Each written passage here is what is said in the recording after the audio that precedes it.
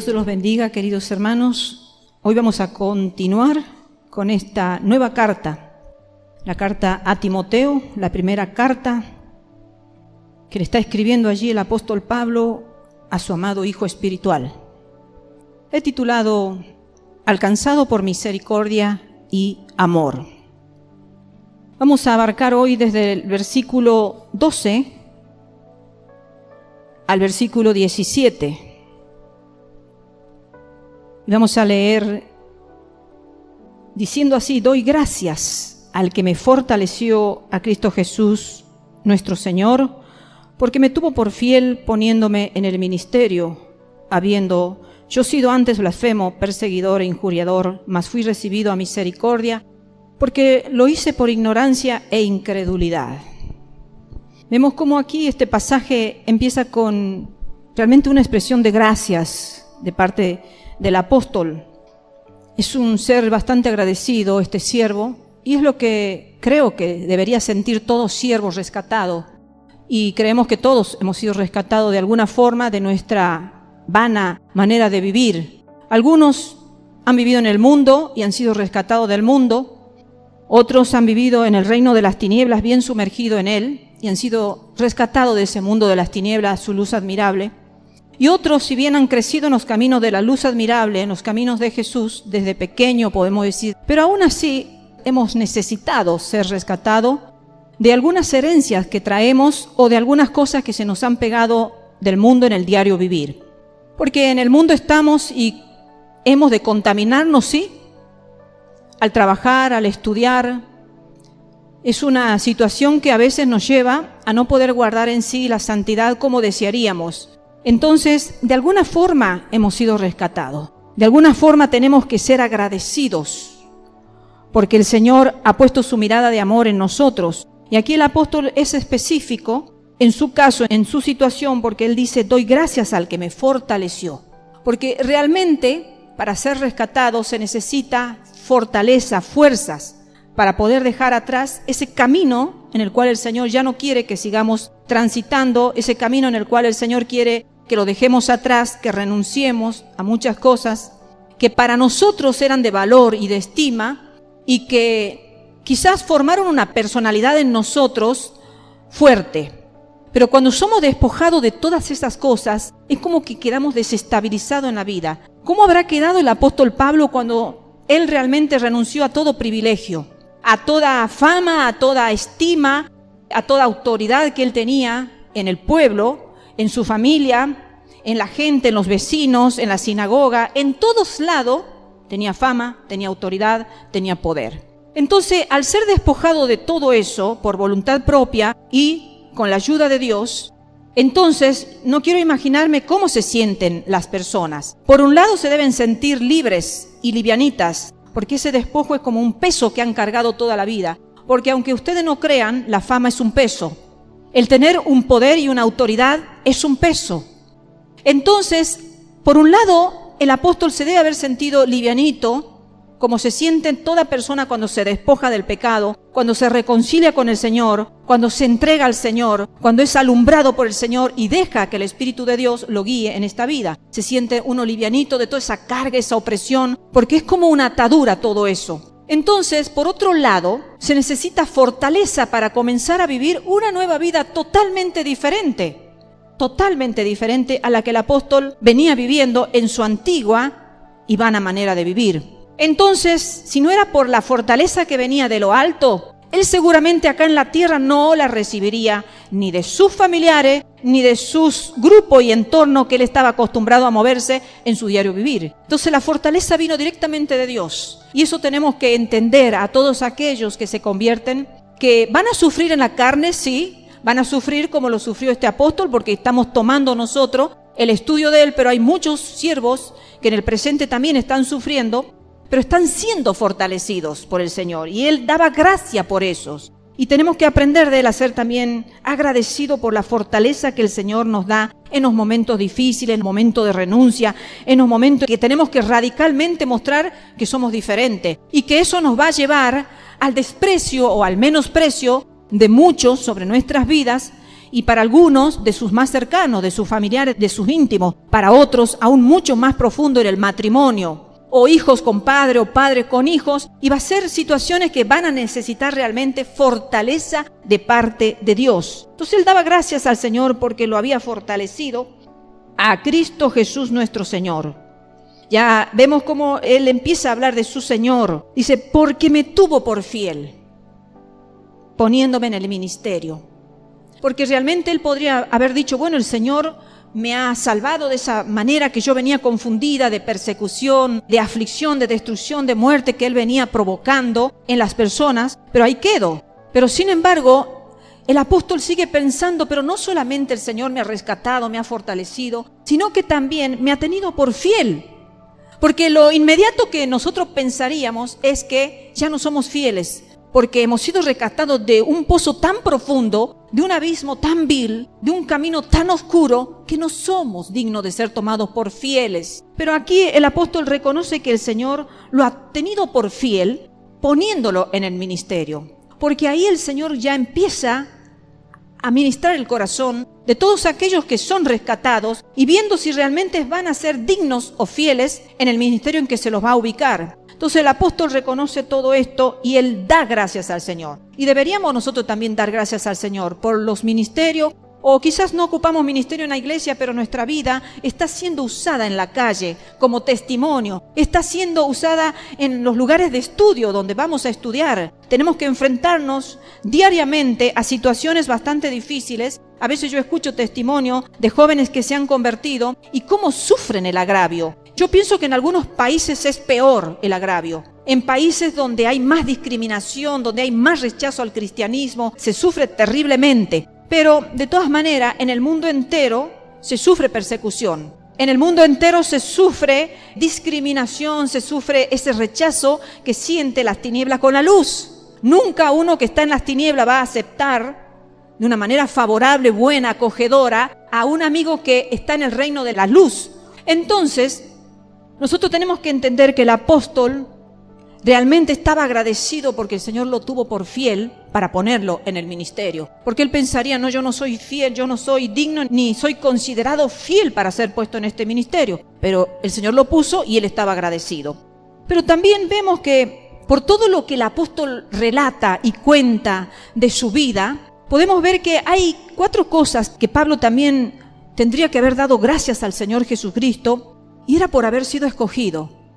Y yo digo no solamente el apóstol Pablo, ¿no?, sino todos tendríamos que dar gracias a nuestro Dios por habernos escogidos para el ministerio, el llamado, el obrar que sea que tengamos acá en la tierra. Darle gracias, Señor, porque me has escogido. ¿Para qué? Para hacer testimonio en el barrio. ¿Para qué? Para hacer testimonio en el trabajo. ¿Para qué, Señor? Para cuando simplemente voy caminando por la calle.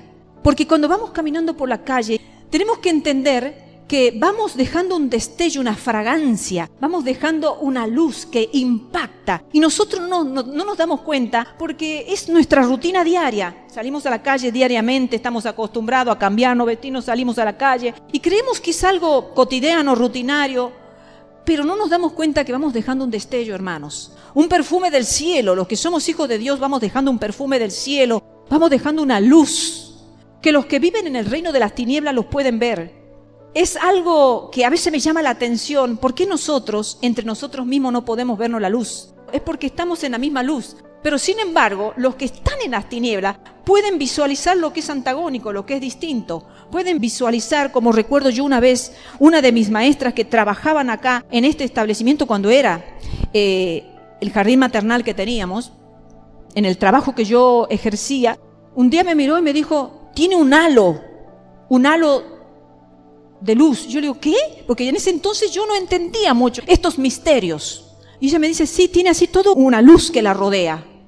Yo siempre me quedé pensando en eso y después entendí con el paso de los tiempos que realmente a nosotros nos acompaña una gloria de Dios, una luz que es la luz del Espíritu Santo. Es la luz del cielo que nos acompaña y que los que están en las tinieblas lo pueden ver. Entonces, darle gracias al Señor por ser, aunque sea esa luz que va alumbrando en las tinieblas de este mundo, en las tinieblas de la calle. No hacemos más que salir a la calle, hay tinieblas ya, hermanos. Entonces, darles gracias al Señor. Y el apóstol, bueno, quería seguramente darle gracias al Señor porque él era un escogido para grandes cosas difíciles, porque el Señor ya se la anticipó de entrada, que su llamado era un llamado difícil, peligroso, que lo iba a llevar a tener en cadenas, en cárceles, en aflicción. El Señor ya le dijo. Entonces Pablo sabía que había sido el Señor Jesús quien había escogido a él, y no que había sido él el que lo había escogido a Cristo. Hay una gran diferencia, ¿verdad?, en que nosotros digamos, nosotros escogemos a Cristo cuando decimos, Cristo me ha escogido a mí. Y eso es lo que el apóstol Pablo sabía, que por voluntad propia y humana de él, nunca lo iba a escoger a Cristo. Pero fue Cristo el que puso la mirada en Pablo y lo escogió. También seguramente Pablo daba gracias a Jesucristo porque había confiado en él, había confiado en Pablo. Nosotros a veces decimos, ¿a quién escoge el Señor? Y siempre buscamos a la persona más ideal, a la persona más significativa, más que vive en santidad. El Señor seguramente ponemos la mirada, a esta persona el Señor la va a escoger para grandes cosas, para llevar el Evangelio, para ser un evangelista, para ser un pastor, para ser un profeta, para ser un maestro de la palabra. Pero a veces no nos imaginamos nosotros en quién Dios ha puesto la mirada. Sin embargo, el Señor había escogido desde el vientre de la madre ya a Pablo para ese llamado poderoso, para ser instrumento útil en la mano de un Dios tan santo. Entonces eso debe haber conmovido hasta las entrañas más íntimas de Pablo, y él estaría muy agradecido porque el Señor había confiado en él. Siendo el gran perseguidor, Cristo lo había escogido para ser misionero para él. No era solamente que Jesucristo le hubiera perdonado, sino que Jesucristo había puesto su confianza en él. Porque nosotros podemos pensar, bueno, el Señor ha tenido misericordia de mi vida y me ha perdonado mis pecados. Y quedarnos ahí en el perdón y decir, es suficiente, Señor, que me hayas perdonado. Es suficiente, Señor, que hayas lavado mi corazón, mi vida entera con tu sangre derramada en la cruz del Calvario. Pero haberlo perdonado y haber puesto la confianza en este hombre, tan como en ese momento era vil, para Pablo seguramente era algo tremendo. A veces pensamos nosotros, hermanos, y llegamos a decir que perdonamos a una persona que ha sido culpable de algún pecado, ¿no es cierto? ¿A quién no nos ha tenido o nos ha pasado que hemos tenido que perdonar a alguien que ha estado viviendo en el pecado? Pero dejamos a veces bien en claro que por su pasado es imposible confiar en ella otra vez, quizás para asignarle alguna responsabilidad. Pero Cristo no solo había perdonado a Pablo, sino le había confiado un trabajo.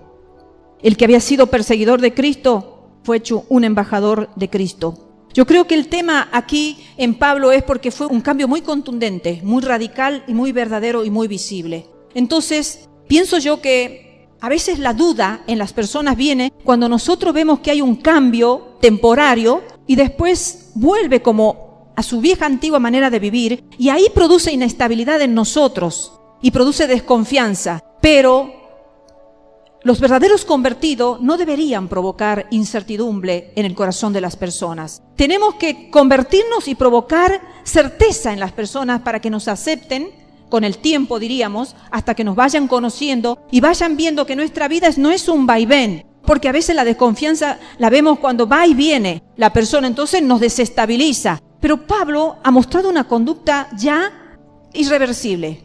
He cambiado mi forma de vivir y no vuelvo atrás. Y no vuelvo atrás, como a veces nosotros cantamos, y no vuelvo atrás, y no vuelvo atrás. Bueno, es importante entonces cuando vemos a un convertido en la iglesia, que realmente se ha convertido, tener un voto de confianza en nuestro corazón y no seguir juzgándolo por su pasado. Haya sido cual su pasado, no juzgarlo más si vemos un cambio realmente radical, ¿sí? No tener ese enojo, esa amargura o esa desconfianza contra esa persona que quizás me ha dañado a mí, quizás me ha hecho mucho daño a mí, pero eso ha sido cosa del pasado. Y ahora ya vemos un cambio tan verdadero que tenemos que perdonarlo. Bueno, quizás también Pablo le daba gracias al Señor porque le había nombrado para servir. Y a veces nos preguntamos por qué, pero a veces nos encariñamos tanto con el servicio y amamos tanto el servicio que nos olvidamos de quién nos ha puesto en el servicio. Y entonces está la parte de ser un buen administrador de lo que el Señor ha delegado en nuestras manos, el servicio, el ministerio que Dios o el don que Dios ha puesto en nuestra mano, en nuestra vida, pero nunca olvidarnos quién fue el que nos llamó a determinado servicio. Entonces el apóstol Pablo seguramente estaba muy agradecido porque el Señor lo había salvado para servir. Pablo no creyó nunca que se le había elegido para un honor o para un puesto de autoridad en la iglesia, sino él siempre debe haber albergado en su corazón: el Señor me ha llamado para servirlo. Y qué distinto es cuando a veces las personas se convierten e inmediatamente están pensando: a ver, ¿a dónde voy a estar yo para servirlo? Yo creo, hermanos, que cuando hay una conversión tiene que venir un periodo, un tiempo de una humillación en donde nosotros nos humillemos ante la presencia del Señor, para que después el Señor nos empiece a levantar. Y en ese levantamiento, como el Señor dice: al que se humillare, yo lo levantaré. Entonces, para que en esa humillación el Señor empiece a posicionarnos en el servicio y a ubicarnos. Pero ¿qué pasa? Que algunos, inmediatamente que se convierten, inmediatamente no existe ese proceso de humillación, por el cual a veces empiezan a haber contiendas y empiezan a haber disensiones y pleitos en las iglesias, porque vemos como un afán por ocupar lugares y puestos y servicio. El Señor lo ha dotado de dones, como lo hizo seguramente con el apóstol Pablo, que lo tuvo que dotar y llenarlo, como vamos a ver ahora, de poder para poder realizar ese servicio que iba a ser poderoso, como un embajador, como él dice después: el Señor me ha puesto como un embajador de su evangelio. Pero yo creo que el apóstol Pablo sí sufrió ese proceso cuando fue llevado al desierto de Arabia. Algunos dicen que en Arabia estuvo 3 años, otros dicen que la historia cuenta que estuvo 9 años en el desierto. Bueno, no importa, sean 3 o sean 6, sean 9 años, o más o menos. Fue un proceso en donde el apóstol Pablo tuvo que estar pensando muchas cosas y dejando que el Señor hiciera muchas cosas en su vida y humillándose en la presencia del Señor para poder luego ya ser enviado como el misionero que el Señor lo usó poderosamente. Entonces también el apóstol seguramente le daba gracias al Señor porque le había dotado de poder. Porque para cualquier servicio que hagamos en la tierra, tenemos que estar dotados de poder. No podemos ir nosotros con nuestras propias fuerzas, no podemos ir en flaquezas, no podemos ir nosotros debilitados. Jamás se manda un soldado a la guerra en debilidad o en enfermedad. Creo que se hace un análisis a todos los soldados que están alineados para ir a la guerra. Se le hace un análisis médico, podríamos decir, para ver si está o no en condiciones de ir y hacer y realizar determinado trabajo. Recuerdo que uno de mis hermanos fue librado de hacer el ejército militar porque uno de sus dedos, el más pequeñito del pie, lo tenía como un poco más grande, como 2 dedos pequeños, 2 dedos meñiques serían. Entonces esa situación a él le privó de poder ir al ejército porque obviamente, seguramente iba a ser un motivo de incomodidad en sus zapatos, en sus botas para usarla. Entonces él después, a posterior, fue operado y su dedo quedó normal. Pero en el tiempo anterior no iba a poder calzar y poder estar, digamos, tranquilo en todas las actividades a que se lo someten a los soldados para realizar esa tarea. Entonces, hermanos, así pienso yo que el apóstol Pablo le dio gracias a su Salvador, a su Señor, por haberlo dotado de ese poder que le iba a dar la fuerza, la capacidad para poder realizar la encomienda. Pablo experimentó que Jesucristo nunca le da a una persona una tarea sin darle también el poder para realizarla. Por eso no debemos temer cuando el Señor nos da una encomienda, decir, no, yo no voy a poder hacerlo, y asustarnos a veces, porque hasta nos puede asustar la encomienda del Señor. Pero si estamos seguros que esa encomienda viene de parte de nuestro Dios, estemos seguros que el poder también viene de parte de Dios. Por lo tanto, si algo no lo puedes realizar, entonces hay que revisar si estamos en lo correcto. Si decimos, no, esto no va más, yo veo que no lo puedo realizar, me siento frustrado, me siento incomodado, me siento mal, me siento debilitado, siento que todo me sale mal. Bueno, entonces revisemos realmente si estamos en el llamado de Dios o nos hemos llamado nosotros, o nos hemos puesto nosotros. Porque si viene el llamado, viene el poder. Dios nos va a dar poder para enfrentar lo que tengamos que enfrentar. El que predica va a tener el poder para predicar, sea lo que sea el auditorio que le toque tener. Hay algunos predicadores callejeros que tienen que enfrentar situaciones terribles en la calle. Pero ellos son felices. Yo los veo cuando ellos cuentan testimonio. Son felices sufriendo esos agravios. Son felices cuando se los llevan en prisión. Por la causa de Cristo, dice. Voy a seguir. El otro día escuchamos a un pastor que él decía, hermanos, estoy a punto de ser llevado a la cárcel por mis prédicas. Pero si voy a la cárcel, más poder voy a tener para predicar en la cárcel, lo voy a hacer con más fuerza, con más poder. Estaba contento, hermanos, porque realmente ese es su llamado y ese es el poder que Dios le da a todos aquellos que tienen que enfrentar situaciones difíciles. Entonces, cada uno que tenga que hacer un trabajo va a sentir el respaldo de Dios de poder. Y si no, revisar nuestra vida, Señor, estoy en lo correcto, si no, sácame, Señor, o me saco yo porque yo me he puesto, porque el Señor no nos va a poner en ningún servicio incorrecto. Señor, perdóname, me he puesto en este servicio yo, no has sido tú. No tengo fuerza, no tengo poder, no siento tu ayuda, no siento tu respaldo. Entonces, ahora voy a esperar que tú me posiciones. Entonces, las cosas van a cambiar, hermanos. Ahí vamos a tener fuego, vamos a tener unción, vamos a tener poder. Porque aunque no estemos quizás en la visitación esa tremenda que estamos esperando y que muchas veces moviliza a algunos siervos del Señor, pero una cuota de poder nos tiene que acompañar, hermanos. Una cuota de poder diaria nos tiene que acompañar en el servicio, en el llamado que el Señor nos ha dado. Hasta que llegue el tiempo en que el Señor derrame más y más y más y más. Yo pienso que el apóstol Pablo empezó de una manera y cuando fueron pasando los años y sufrió el desgaste de su cuerpo, los años, iba siendo más grande el apóstol, el Señor le tenía que aumentar poder, porque ya no eran las mismas fuerzas, el mismo ímpetu que al principio. Entonces, así hará el Señor nos irá dando cuotas de poder, irá agregando según la necesidad.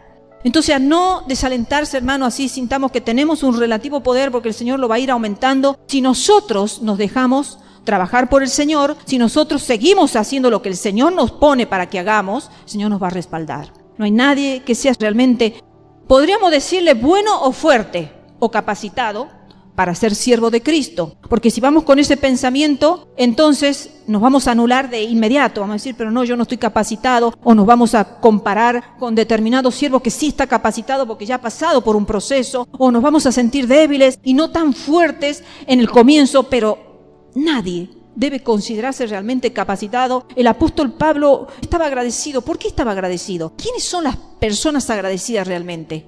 Las que se consideran incapacitadas. Porque los que se consideran capacitados empiezan a actuar en orgullo, en vanagloria, en jactancia. No necesitan darle gracias a Dios porque fluyen en todo. Pero el apóstol Pablo realmente sentía el deseo de darle las gracias al Señor. Gracias, Señor, porque me has tenido por digno, por fiel, porque me has dado poder, porque me has escogido. Salían palabras con ese tono de agradecimiento realmente porque no se sentía digno en primera instancia. Entonces no hay nadie que realmente sea suficientemente bueno, fuerte para ser siervo de Cristo.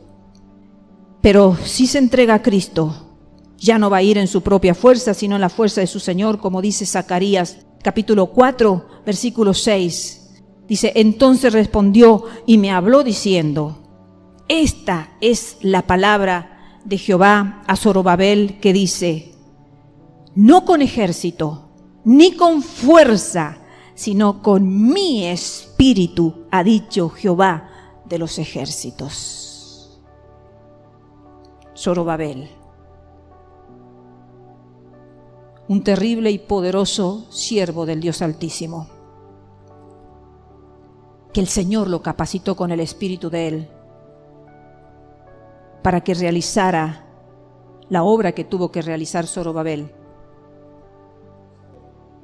Entonces vemos que Jehová de los ejércitos le está diciendo a Zorobabel, no va a ser ni con el ejército que tengas, ni siquiera con tus fuerzas, sino va a ser con mi espíritu. Y todos, cuando nosotros, hermanos, creo que es la clave para que nuestro servicio prospere, para que no nos debilitemos, para que no nos caigamos en el camino, es entender que no va a ser con nuestra fuerza, ni con el ejército que acampe alrededor nuestro, llamémosle las personas que nos acompañan. Porque a veces podemos decir, yo voy a poder realizar este ministerio porque me acompaña un determinado grupo de personas, me acompañan mi familia, porque me acompañan mis amigos. No, el Señor te despoja de todo eso y te dice, no van a ser ni con tus amigos, ni con tu familia, ni con los hermanos de la iglesia, va a ser con mi espíritu. Entonces, cuando nosotros tengamos en mente que las encomiendas que el Señor nos dé, la vamos a hacer con su fuerza, entonces vamos a ser prosperados y no nos vamos a desalentar en momentos difíciles. el apóstol Pablo sufrió momentos muy difíciles. Timoteo también. Por eso estaba siendo preparado Timoteo por Pablo, porque Pablo sabía lo que le esperaría a Timoteo. Porque Pablo le dio una encomienda, como vimos en la prédica anterior, bien difícil a Timoteo. Frenar la falsa doctrina no era un trabajo fácil. Entonces, Pablo lo estaba instruyendo a Timoteo porque sabía que lo que le esperaba era bien difícil. Pero ahora estamos hablando del apóstol Pablo. Estamos viendo cómo Pablo nunca se acreditó la fuerza a sí mismo, sino al Señor Jesucristo, como allí en el versículo 12 dice, doy gracias al que me fortaleció. ¿A quién? A Cristo Jesús, nuestro Señor, porque me tuvo por fiel poniéndome en el ministerio. Y hay otras cosas bastante interesantes en el pasaje 13, que recién lo hemos leído. Dice, habiendo yo sido ante blasfemo, perseguidor e injuriador, mas fui recibido a misericordia porque lo hice por ignorancia e incredulidad. Entonces, aquí está resaltando el trasfondo judío de Pablo. Pablo mismo está resaltando el trasfondo judío. Pablo expresa que Jesucristo había tenido misericordia de él porque él había cometido sus pecados contra Cristo y contra su iglesia. En los días, por supuesto, de su ignorancia, como él lo dice, porque lo hice por ignorancia, en incredulidad. Y casi todo hemos pensado que los judíos creían que el sacrificio expiaba el pecado. O sea, uno pecaba, su pecado quebrantaba su relación con Dios, y entonces el sacrificio se ofrecía a Dios, y Dios se apaciguaba, o la ira de Dios se apaciguaba, y se restauraba la relación por el sacrificio que se había realizado. Eso hemos pensado casi todos, que el sacrificio de los judíos significaba eso. Eso se creía con respecto al sacrificio, pero el pensamiento judío muchas veces va más allá de ese pensamiento normal, pecado, sacrificio, perdón. El pecado, podemos decir, era expiado, según el pensamiento de algunos judíos que meditaban un poco más, que pensaban un poco más, y algunos insistían en que el sacrificio no podía nunca expiar por el pecado deliberado, sino solamente por los pecados que uno cometiera por ignorancia o arrastrado por la pasión. Eso pensaban unos judíos que no lo hacían tan fácil al tema del sacrificio, sino que decían, no, el sacrificio no va a expiar el pecado deliberado, no, sino aquellos que realmente se han cometido por ignorancia o movidos o arrastrados por la pasión. Habían otros pensadores también, quizás un poco más reflexivos, y decían que el pensamiento, podríamos decir, más elevado de estos judíos insistía en que ningún sacrificio podía expiar por ningún pecado, a menos que hubiera contrición en la persona que lo ofrecía. Y yo creo que este es el más acertado pensamiento de los judíos, ¿verdad? Es lo que nosotros creemos hoy de nuestro Salvador, que para que seamos perdonados realmente tenemos que tener una contrición en el corazón, estar afligidos, estar rechazando el pecado, ese que ha morado en nuestra vida, y arrepentirnos, y ahí el sacrificio toma realmente poder y valor en nuestras vidas. Entonces ese era el pensamiento realmente de otros judíos, que decir solamente que hubiera contrición en la persona que lo ofrecía, podría el sacrificio hacer expirar ese pecado de la persona. Y aquí Pablo está hablando desde su trasfondo judío en el versículo 13, como hemos visto, ¿no? La misericordia de Cristo le había quebrantado el corazón al apóstol Pablo. Porque realmente, hermanos, si no nos quebranta el corazón la misericordia de Dios, que siendo tan viles pecadores el Señor nos perdonó, nos rescató. Aquí el apóstol realmente tenía un corazón quebrantado al confesar él. Él confesaba lo que había sido antes. Sus pecados los había cometido en los días antes de conocer a Cristo y el amor de Cristo. Como él dice, yo lo había hecho cuando estaba en la ignorancia e incredulidad. Y por estas razones tenía la convicción de que había alcanzado misericordia. Pero hay muchos que realmente no cometen los pecados en ignorancia ni en incredulidad. Eso es lo más triste y eso es lo más lamentable. Nosotros estamos hablando ahora del trasfondo de Pablo, de su antigua manera de vivir. Pero hay algunos que saben y conocen sus pecados, no son ignorantes y no son incrédulos, creen incluso y sin embargo cometen pecados. Pero por eso la misericordia de Dios alcanzó a Pablo, porque realmente reconoció que lo había hecho en un tiempo de ignorancia y por estas razones él ya ahora podía tener la convicción en su corazón de que había alcanzado misericordia. Luego el versículo 14 dice, pero la gracia de nuestro Señor fue más abundante con la fe y con el amor que es en Cristo Jesús. Pero la gracia de nuestro Señor fue más abundante con la fe y el amor que es en Cristo Jesús. Hay algo muy interesante en este versículo 14, cuando dice, la gracia de nuestro Señor fue más abundante con la fe y el amor que es en Cristo Jesús. Quiere decir sencillamente que la gracia de Dios se elevó por encima del pecado de Pablo, cubriéndolo. Pero, ¿qué es lo que quiere decir exactamente con la fe y el amor que es en Cristo Jesús? Alguien sugirió que se refiere a que la obra de la gracia de Cristo en el corazón de Pablo, podríamos decir que fue ayudada por la fe y por el amor que él encontró en los miembros de la iglesia cristiana. Cosas como la simpatía y la comprensión y la amabilidad que le mostraron hombres como, por ejemplo, Ananías, que le devolvió la vista y le llamó hermano. Podemos leerlo esto en Hechos capítulo 9, versículos 10 al 19. Había entonces en Damasco un discípulo llamado Ananías, a quien el Señor dijo en visión, Ananías, y él respondió, heme aquí, Señor. Y el Señor le dijo, levántate y ve a la calle que se llama Derecha y busca en casa de Judas a uno llamado Saulo de Tarso. Porque he aquí él ora y ha visto en visión a un varón llamado Ananías, que entra y le pone las manos encima para que recobre la vista. Entonces Ananías respondió, Señor, he oído de muchos acerca de este hombre. ¿Cuántos males ha hecho a tus santos en Jerusalén? Y aún aquí tiene autoridad de los principales sacerdotes para prender a todos los que invocan tu nombre. El Señor le dijo, ve, porque instrumento escogido me es este, para llevar mi nombre en presencia de los gentiles y de reyes y de los hijos de Israel.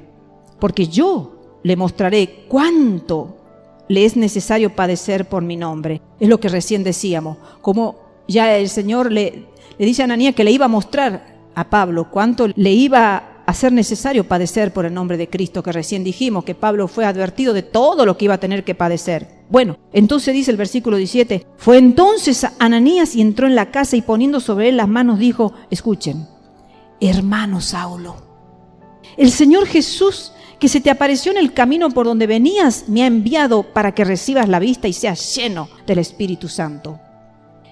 Y al momento le cayeron de los ojos como escamas y recibió al instante la vista y levantándose fue bautizado y habiendo tomado alimento recobró fuerzas y estuvo Saulo por algunos días con los discípulos que estaban en Damasco. Recién convertidito, Saulo. Allí va Ananías y lo llama hermano Saulo. Pero ¿qué pasa, hermanos? A veces a nosotros nos cuesta llamarle hermanos a los recién convertidos porque no vemos un cambio genuino. Pero aquí había dudado Ananías. Decía, Señor, pero si acá es conocido por todo, que él lucha contra la iglesia cristiana. Y como muchos santos han sufrido males en Jerusalén. Pero ahí el Señor le abre y le dice, no, ve. Entonces lo importante es dejar que el Señor nos muestre si esa persona recién convertida realmente ha tenido una verdadera conversión. Porque entonces ya podemos llamarlo hermano. Y allí fue Ananías y lo llamó hermano Saulo. Le podría haber dicho Saulo. El Señor Jesús que se te apareció, pero él dijo, hermano Saulo. Y esas palabras deben haber conmovido el corazón realmente de Saulo, que por primera vez alguien le llame hermano. Luego también tenemos a Bernabé, que se puso a su lado cuando el resto de la iglesia le miraba con desconfianza justificada, realmente, ¿no? Porque había sido tan temible este hombre que quizás ellos podían decir es una estrategia para venir y atraparnos.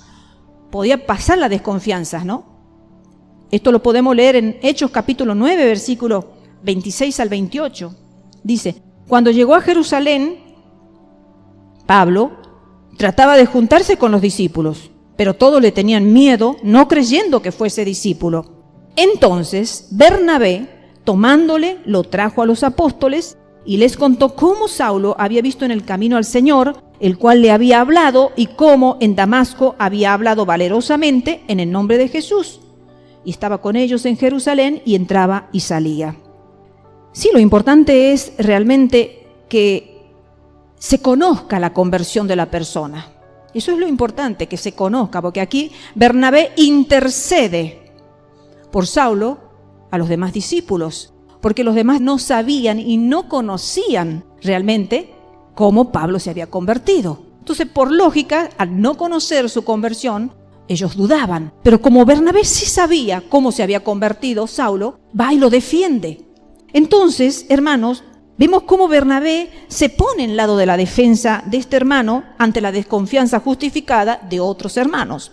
Pero son todas cosas que el corazón de Pablo iba guardándola. Él iba visualizando, Ananías me llama hermano, Bernabé me defiende. Son todos factores que ayudan a una persona que se convierte a poder afirmarse más en las cosas del Señor. A decir, yo tengo acá personas que realmente están creyendo en mí. Así podemos ver entonces que hay tres factores que cooperan en la conversión de cualquier persona. Primero, por sobre encima de todas las cosas está Dios. Porque observemos cómo la oración de Jeremías en Lamentaciones 5:21 dice, vuélvenos, oh Jehová, a ti, y nos volveremos. Renueva nuestros días como al principio. Vuélvenos, oh Jehová. O sea, aquí el profeta Jeremías en sus lamentaciones le está diciendo a Jehová, tú, oh Jehová, vuélvenos a ti para que nosotros nos volvamos. Primero tú vuélvenos para que nosotros podamos irnos a ti. Entonces podemos ver que siempre en toda conversión primero está Dios. Dios es el que va a venirse a nuestras vidas, a buscarnos, a redimirnos, a llamarnos. Y alguien dijo que no habríamos nunca empezado a buscar a Dios si no fuera porque Él ya nos había encontrado. Palabras sabias y verdaderas. El primer motor siempre es Dios. No nos acreditemos que nuestra conversión es por obra nuestra. Siempre es Dios el primer motor para nuestra salvación. En segundo lugar, el tercer factor en toda conversión de cualquier persona está la propia persona, la que se convierte. Debe haber una respuesta ante el llamado de Dios. Debe haber una respuesta humana a esa intervención divina, como la hubo con Pablo, con Jesús en el encuentro allí que tuvo.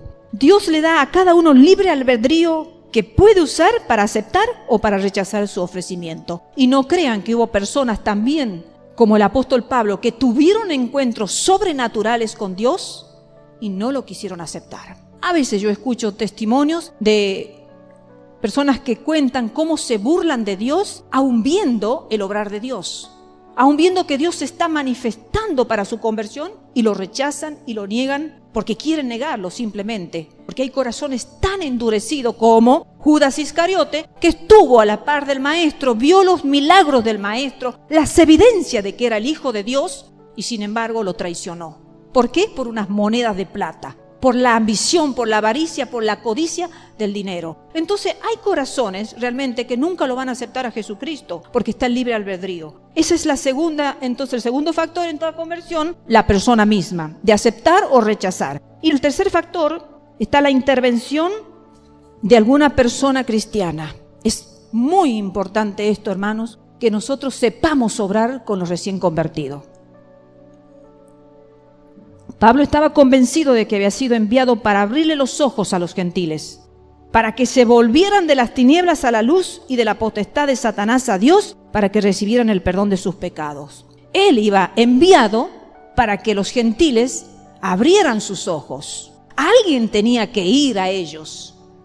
Alguien tenía que ir y predicarle el evangelio. Alguien tenía que ir y anunciarle la luz del Evangelio de Jesucristo. Por ejemplo, en Hechos 26, 18, dice, bueno, Pablo fue elegido para que abra sus ojos, para que se conviertan de las tinieblas a la luz y de la potestad de Satanás a Dios, para que reciban por la fe que es en mí, perdón de pecados y herencia entre los santificados. A eso fue enviado Pablo, para que dejaran de estar en tinieblas porque han visto y han conocido la luz. Pero si nadie le muestra la luz, nadie le predica, ¿cómo oirán?, decía un profeta, si no hay quien les predique.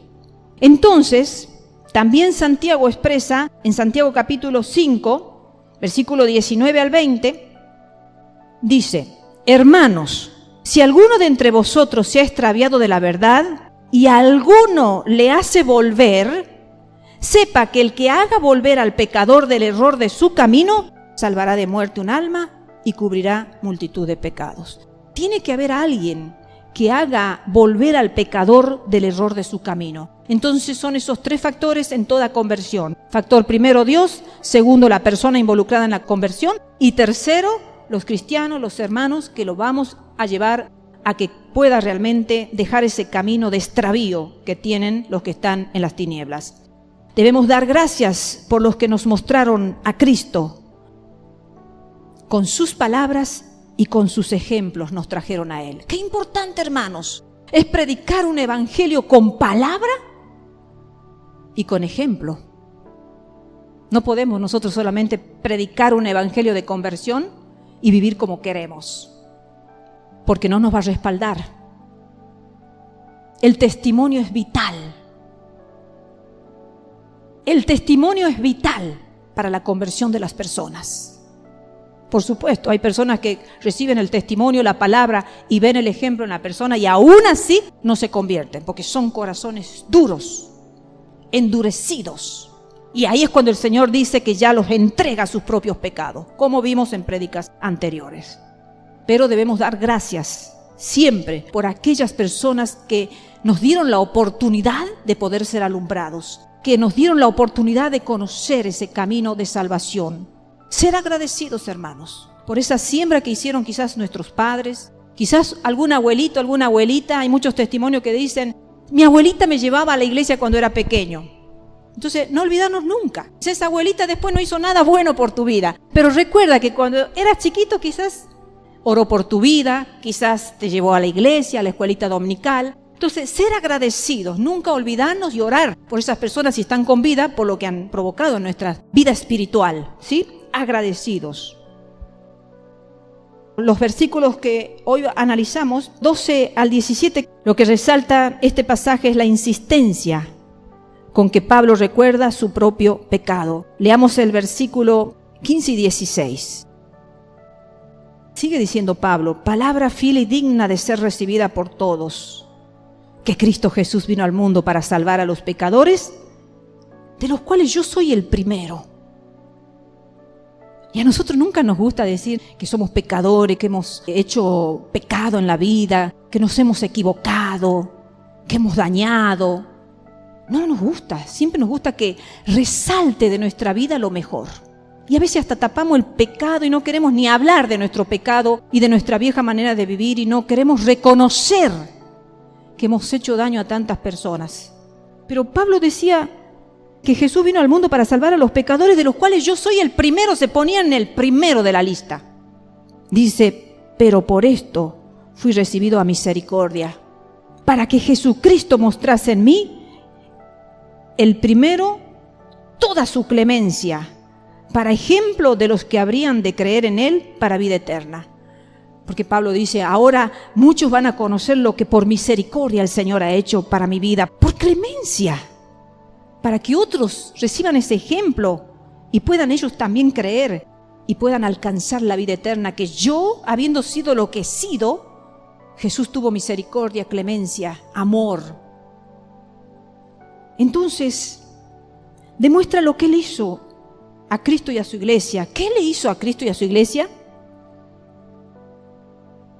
Insultó a la iglesia, pronunció palabras airadas a los cristianos, acusándolos de crímenes contra Dios.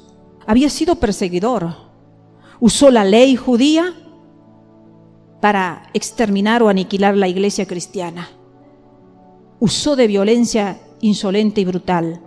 Y, hermanos, ¿no le parece que muchos están usando la Biblia hoy en día para llevar a la condenación a muchas almas? Acá Pablo usó la ley divina, la ley judía, para aniquilar a la iglesia cristiana. Y yo estoy viendo cómo muchos hoy están predicando con la Biblia para aniquilar a los cristianos. La tergiversan y la acomodan de una manera tan sutil y tan engañosa que engañan a algunos que están en el verdadero camino. Condenan a algunos que están en el verdadero camino. Confunden a muchos que están en la verdad. Usando la palabra de Dios. Y no dicen si nosotros creemos que la salvación es por fe y que la sangre de Jesucristo nos limpia de todo pecado y que Jesús vino al mundo para traer salvación. Y hablan el verdadero evangelio de Jesucristo, pero lo tergiversan. Lo tergiversan de tal forma que provoca confusión. Y no sé si ustedes están viendo cómo se está provocando la confusión con la Biblia.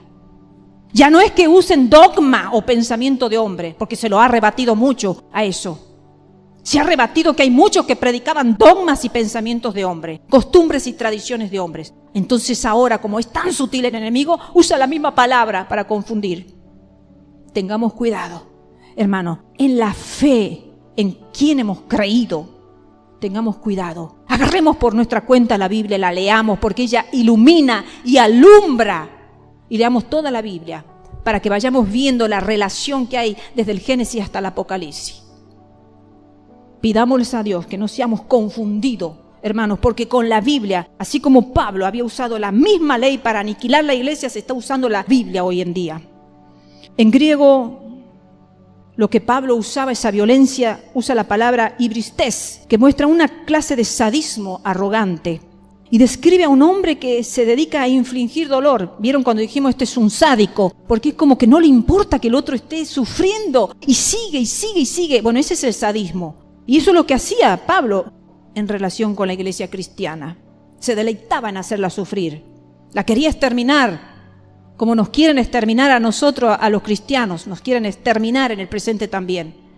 Y la forma y la sutileza que lo están queriendo hacer es hacer una sola religión para que no quedemos como los que predican la verdad, sino meternos todo en una sola religión para que no se conozca la verdad. Porque ahí metidos todos en una sola religión, ya no va a ser lo que se predique la verdad, sino lo que ellos quieren predicar y establecer y querer imponer en la mente del ser humano. Tengamos cuidado porque estamos viviendo tiempos muy difíciles, hermanos. Muy difíciles. Entonces, no contento Pablo con palabras de insulto, llegó al límite de la persecución legal. Y no contento con la persecución legal, llegó al límite de la brutalidad sádica con el fin de erradicar la fe cristiana. Y es lo que se está haciendo con el cristianismo.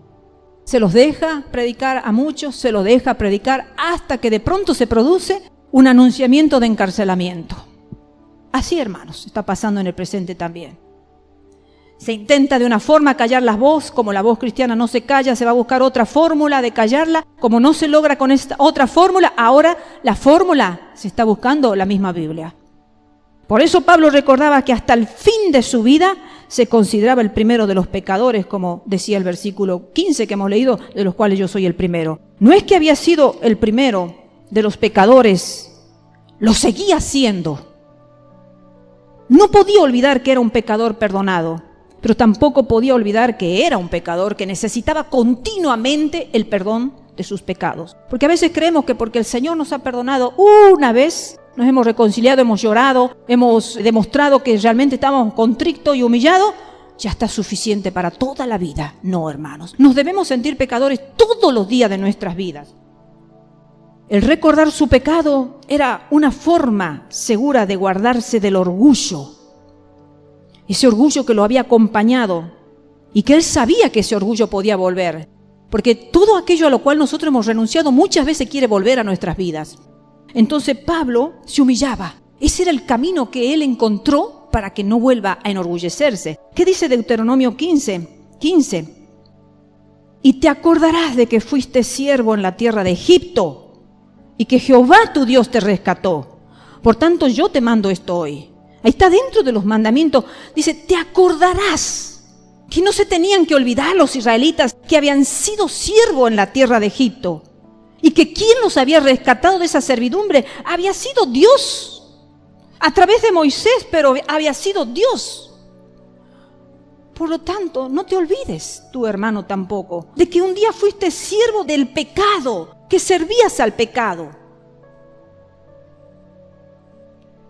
Y tengo una historia aquí que me gustaría leérselas, de John Newton, hace muchos años atrás, hermanos, que él decía lo siguiente. Fue uno de los grandes predicadores y autores de himnos de la iglesia.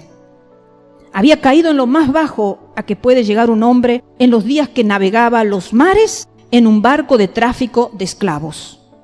Así es que cuando se convirtió y llegó a ser predicador del evangelio, escribió un texto en letras grandes y lo colocó en la parte de su despacho donde no podía por menos de verlo.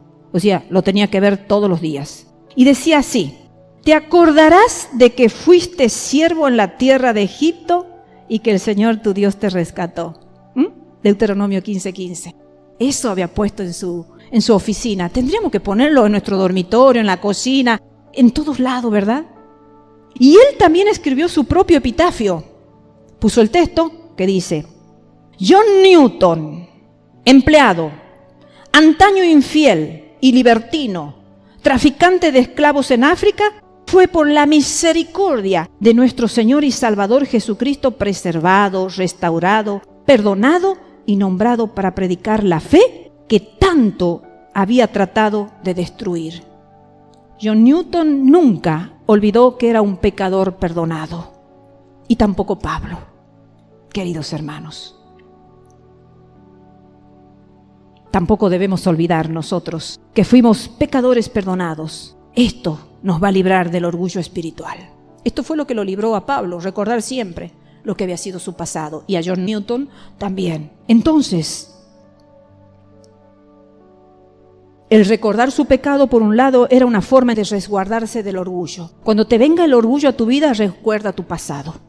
Y en segundo lugar, el recuerdo de su pecado, en Pablo, era la manera más segura de mantener la llama de su gratitud. Por eso fue un hombre agradecido, porque él recordaba lo que había sido antes. A veces decimos, el Señor nos perdonó y no se acuerda más de nuestro pecado y lo expulsó a lo profundo de la mar. ¿Y verdad? ¿Y verdad? Dios no nos va a estar acusando todos los días de lo que ya ha sido perdonado. Pero si nosotros queremos volver a reincidir en el pecado, a el Señor nos va a traer recuerdo. Acuérdate de dónde te saqué. El recordar que hemos sido perdonados es la manera más segura de mantener vivo nuestro amor a Jesucristo. Y le quiero leer también otro personaje, Thomas Godwin. Dice Boreman, cita una carta que le escribió el antiguo puritano Thomas Godwin a su hijo. Y dice: cuando yo amenazaba por enfriarme en mi ministerio y cuando sentía llegar el domingo por la mañana y que no tenía lleno el corazón con la maravilla de la gracia de Dios, o cuando me estaba disponiendo a administrar la cena del Señor, ¿sabes lo que solía hacer? Le cuenta a su hijo. Solía darme un repaso arriba y abajo por todos los pecados de mi vida pasada, y siempre volvía con el corazón contrito y humillado, dispuesto a predicar, como se predicaba antes, el perdón de los pecados. No creo, decía, que he subido nunca las escaleras del púlpito sin detenerme un momento al pie de ellas y darme un repaso por los pecados de mis años pasados. No creo que he preparado nunca un sermón sin darme una vuelta alrededor de mi mesa de despacho mirando atrás a los pecados de mi juventud y de toda mi vida hasta el presente. Y muchas mañanas de domingo, cuando estaba con el alma fría y seca por falta de oración durante la semana, volví a dar un repaso a mi vida pasada antes de entrar en el púlpito, quebrantaba mi duro corazón y me aplicaba el evangelio a mi propia alma antes de empezar a predicar. Qué hermosas palabras que un padre le puede decir a un hijo, ¿verdad? Porque generalmente los padres le queremos mostrar a nuestros hijos lo mejor que hemos sido antes, en el pasado, lo mejor que somos. Pero a veces es lindo decirle a los hijos que hemos sido atorrantes. A veces es lindo decirle, hijo, yo he tenido ciertas conductas vergonzosas en mi vida y yo quiero que tú no las cometas. Y quiero que lo que me sacó de esas conductas vergonzosas y de esa vieja manera de vivir fue la misericordia de Dios. Para que nuestros hijos sigan nuestro ejemplo. A veces es un error querer mostrarle a los hijos todo lo mejor que hemos sido. A veces hay que mostrarle que hemos sido personas pecadoras e indignas y que la gracia de Dios nos tiene en estos púlpitos. Que la misericordia de Dios nos ha transformado en madres y en padres honrosos ante los ojos de Dios. No por nuestros valores, sino por la misericordia, porque Dios provoca en nosotros contrición de pecado y nos humillamos en la presencia del Señor para que Dios nos pueda usar en el llamamiento que tenemos. Cuando recordamos cómo hemos herido a Dios y a los que nos aman, a nuestros semejantes, y cuando recordamos cómo nos han perdonado Dios y los hombres, este recuerdo debe provocar gratitud en nuestros corazones. También, en tercer lugar, el recuerdo de su pecado en Pablo era un estímulo constante para realizar un mayor esfuerzo. No, si yo he sido tan terrible cuando era pecador, perseguidor, blasfemador, difamador, sádico, ahora lo tengo que ser el doble para Cristo. Eso tiene que ser un impulso, hermanos. No podemos dar la fuerza y la energía al pecado y cuando somos convertidos ya, estamos debilitados, cansados, acomodados. No, hermanos. Siempre que amamos a una persona no podemos evitar el tratar de demostrar nuestro amor. Yo por lo menos a mi esposo, a mis hijos, trato de demostrarle mi amor en lo que puedo y me esfuerzo en la comida. No soy tan experta, pero en lo poco que sé de comida trato de hacerlo mejor. A veces cansada, a veces me siento mal, a veces me siento bien, a veces me siento triste, a veces me siento contenta, pero siempre trato de que haya un ingrediente de esfuerzo de mi parte para demostrarle que los amo y que pongo lo mejor, que no le doy cualquier cosa en la comida, que no digo voy a hervir papa hervida y coman así.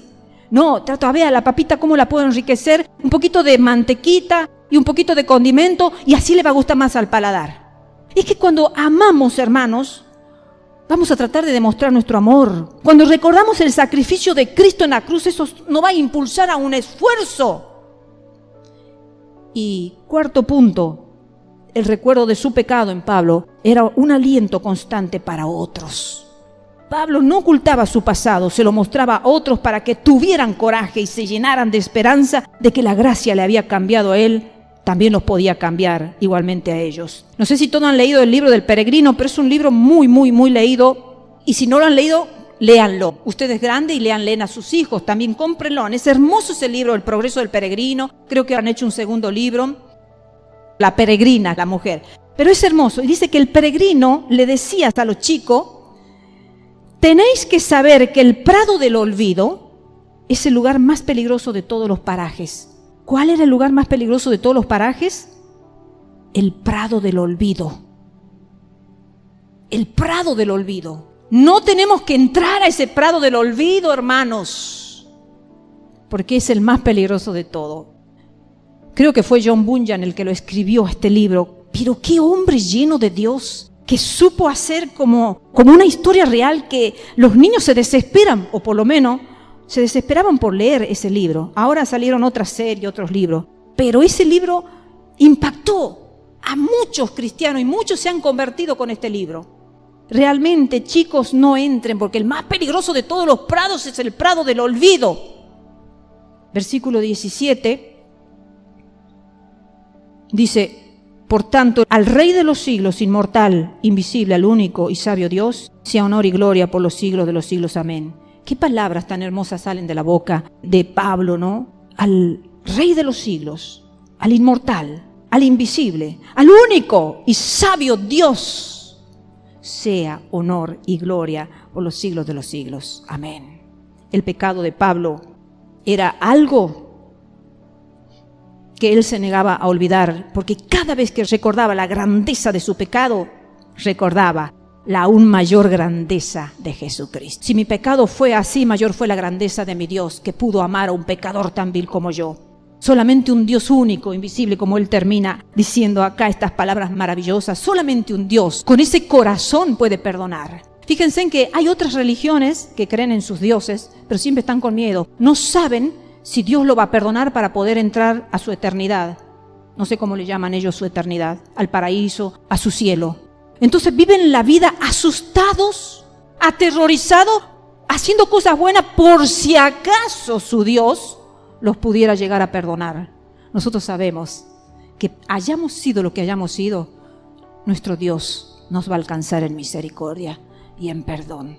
Ese era el amor que sentía Pablo. Lo recordaba para regocijarse en la maravillosa gracia de Jesucristo. Queridos hermanos, que Dios nos ayude a valorar la palabra de Dios y, como el apóstol Pablo, a no avergonzarnos por sea cual sea nuestro pasado, a quien hayamos herido. Quizá hemos herido a muchas personas y ya no podemos restaurar eso, porque el pasado no se puede restaurar. Pero sí podemos empezar a partir de ahora a tener una vida diferente como Pablo, que se esforzó por darle todo lo mejor a Dios, a quien había dañado y a su iglesia, a quien había perseguido. La quiso hacer extender, quiso que el reino de Dios se extendiera.